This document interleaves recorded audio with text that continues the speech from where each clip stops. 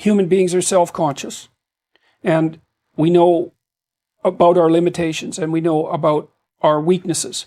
And so we can have contempt for human beings in general because, we're just flawed and breakable and all of that.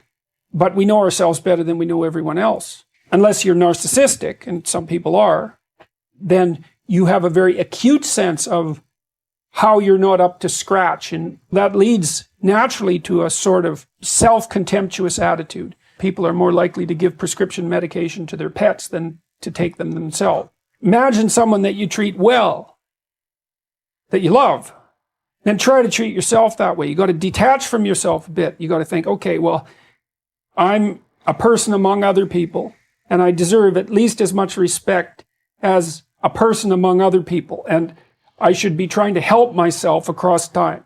And instead of being self-contemptuous and self-destructive, I need to take care of myself as if I'm potentially valuable, and to lay out my life that way. There is a lot of potential within you, and there's many things that you can do, and you're necessary more than you think to the unfolding of things. Like, if you make a bunch of bad decisions, things get worse, not just for you, and maybe way worse. You don't know how your actions echo. And so it matters what you do. And so part of what you do is you want to treat yourself as if what you do matters. And so you want to have some respect for yourself and some fear of yourself. That's also that. Why is the truth so important? You know what? Because first of all, it does set you free mentally, and it gives you a starting point. You have to have the truth to have a starting point. If I'm lying to you about who I am, or I'm lying to you about whatever, there's no starting point. There's a false reality. You have to create the real reality. So that's what I call my accountability mirror in my book. That's the real reality. Where the fuck am I going to start from? So for me, I was lying to this, lying about that. So I had no starting point. Once you come face to face with who you are, you have a starting point. All right. I'm not real smart. I have no courage. I have no self-esteem. I have no nothing. Nothing. That's my starting point. Now we can move from there. But if I tell myself I'm strong, I have courage, I'm smart, and all these are lies, you continuously push that starting point backwards.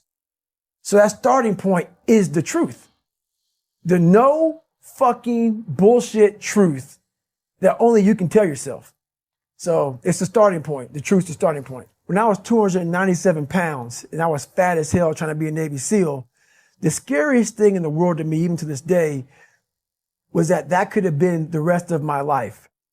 I thought then I was trying hard. That's the scariest thing in the world. I thought then, 297 pound, working for Ecolab, spraying for cockroaches, making $1,000 a month. I thought that was me at my 100% potential. Come to find out, a few years later, I wasn't anywhere near that. 106 pounds less, graduate Navy SEAL training, went on to do all these other things. Looking back on that, that was me trying hard. That's why people got to understand what is in us. We have no idea until we start trying hard. And I mean really trying hard, where you're obsessed with, hey, this is my new norm. My new norm is that, wow, this isn't always fun. It's not always meant to be fun. And that's when you know you're trying hard.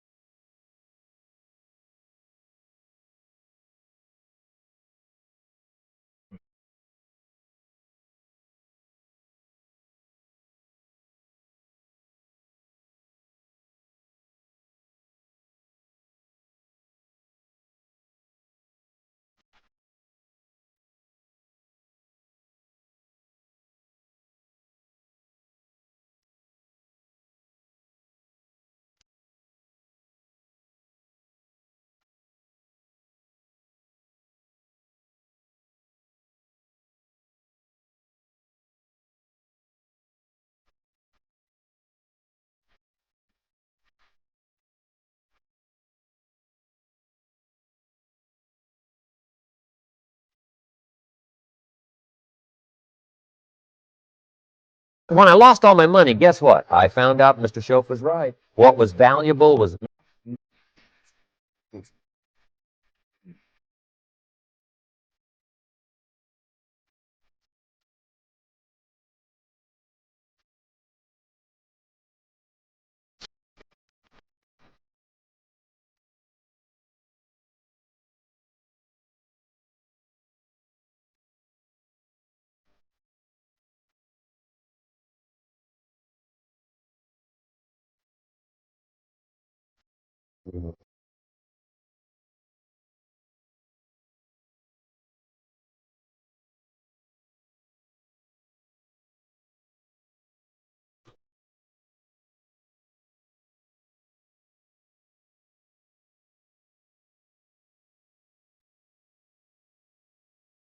But imagine, if you will, being on your deathbed and standing around your bed, the ghost of the dreams, the ideas, the abilities, the talents given to you by life, and you, for whatever reason, you never pursued those dreams. You never acted on those ideas. You never used those gifts. And there they are standing around your bed looking at you with large angry eyes saying, we came to you. And only you could have given us life. And now we must die with you forever.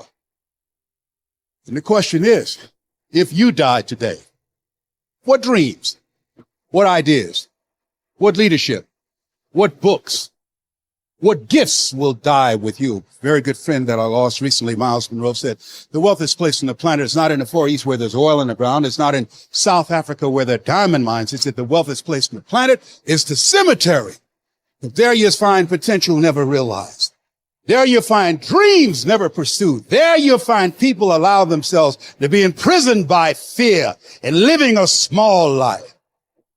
Maybe that's why one woman asked in a moment of anguish, what if you live your whole life only to discover it was wrong? Maybe that's why Henry David Thoreau said, oh God, to reach the point of death, only to realize that you've never lived, only to realize that you've never scraped the surface of your potential. Let us say together, live full, die empty. And that's what Strong Book is about. It's teaching people methods and techniques that will allow them to live a full life, allow them to control their financial future, allow them to be in control of their destiny.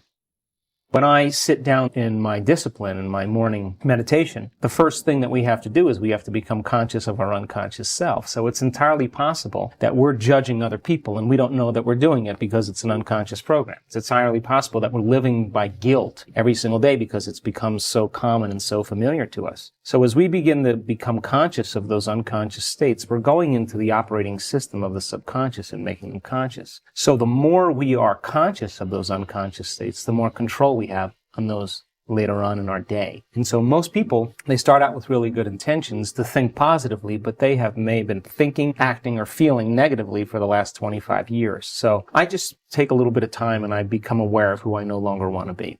Then I begin to think about who I want to be when I open my eyes, what thoughts I do want to fire and wire in my brain, what behaviors I do want to demonstrate. And if you begin to contemplate or even mentally plan or rehearse your behaviors, if you do it properly, mental rehearsal shows that you begin to install the neurological circuits in your brain. So now the brain looks like the experience has already happened, or better yet, the brain is primed now for you to get your behaviors to match your intentions in your waking day.